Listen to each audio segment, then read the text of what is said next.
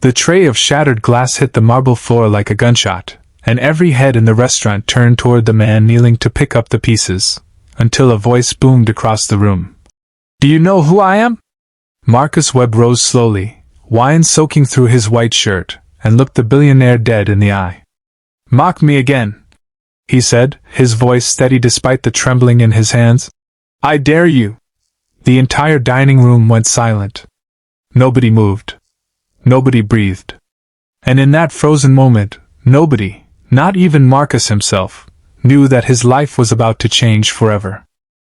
Before we continue this powerful story, if you believe in kindness, second chances, and the idea that dignity can never truly be stripped away, hit that like button, drop a comment telling us where you're watching from, share this video with someone who needs to hear it, and subscribe to Wisdom Story House so you never miss a story that touches your heart.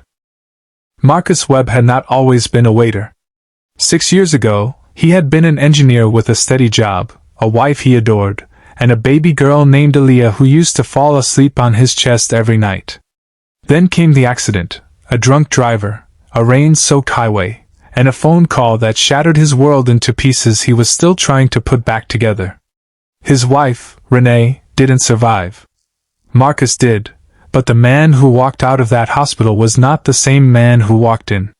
Grief hollowed him out, drained his savings through months he couldn't work, and eventually cost him the engineering job he'd once loved.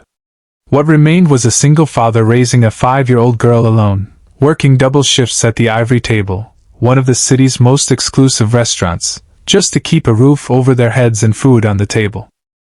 Every morning, Marcus woke before sunrise to braid Aaliyah's hair before dropping her at his elderly neighbor's apartment, since daycare was a luxury he could no longer afford.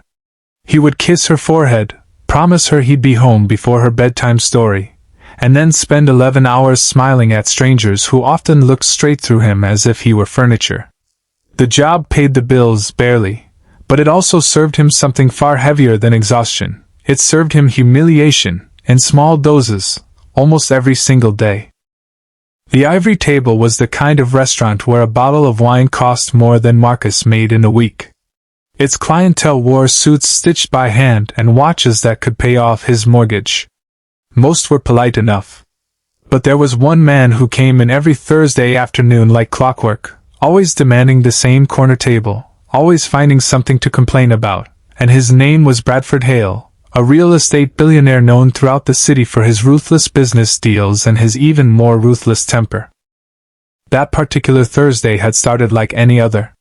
The lunch rush was slow, sunlight pouring through the restaurant's tall windows, glinting off crystal glasses arranged with surgical precision. Marcus had been on his feet since 6 that morning, running on 3 hours of sleep because Aaliyah had woken up crying from a nightmare, missing her mother in a way that broke his heart fresh each time. He was tired, but he was professional, gliding between tables with a tray balanced expertly on one palm, the way he had trained himself to do over years of practice. Bradford Hale arrived with 3 of his associates, already irritated about a deal that had fallen through that morning. He snapped his fingers at Marcus without so much as a glance, ordering an outrageously expensive bottle of wine and demanding it be poured correctly this time. A jab at an incident weeks earlier that had not even been Marcus's fault. Marcus swallowed his pride, as he always did, and fetched the bottle with practiced calm. But as he leaned in to pour, Bradford shifted abruptly in his chair, gesturing wildly while making a point to his associates, and his elbow collided with the tray. Glasses toppled. Wine sprayed across white tablecloths. And the tray itself crashed to the floor in a chorus of shattering crystal that seemed to echo through the entire dining room. For a heartbeat, there was stunned silence. Then Bradford Hale stood, his face reddening with fury that had nothing to do with the spilled wine and everything to do with wanting an audience for his anger. "This is exactly why this place is going downhill," he snarled, loud enough for every table to hear. "They hire people who can't even hold a tray steady. Do you know who I am? I could have you fired with one phone call." He looked Marcus up and down with open contempt, the kind of look that strips a person of their humanity in a single glance. "People like you," he continued, "shouldn't even be allowed near people like us." Something inside Marcus, something that had been compressed under years of grief, exhaustion, and quiet humiliation, finally reached its breaking point. He thought of Aaliyah waiting for him at home, of the promise he made to Renee at her hospital bed to always hold his head high no matter what life threw at him. He thought of every silent insult he had swallowed just to keep this job, just to keep his daughter fed. And as he knelt to gather the broken glass, he found himself rising instead, standing tall despite the wine soaking through his shirt, and looking directly into Bradford Hale's eyes. "Mock me again," Marcus said, his voice quiet but unshakable, cutting through the restaurant's stunned silence like a blade. "I dare you," he continued, his voice growing steadier with each word. "You don't know who I am, and clearly, you don't care to. I'm a father. I'm a man who lost everything and still gets up every single day to give my daughter a life worth living. I clean up glass and pour wine so she never has to know what it feels like to go hungry. That's not weakness. That's not something you get to look down on. So go ahead, call whoever you need to call. But you will not stand here and tell me I don't belong, because I have earned every single breath I take in this life, and no amount of money in your pocket gives you the right to erase that." The dining room remained frozen, forks suspended midair, conversations halted entirely. Bradford Hale opened his mouth to respond, but for the first time in longer than anyone could remember, no words came out. His face shifted from red-hot anger to something unreadable, somewhere between shock and shame.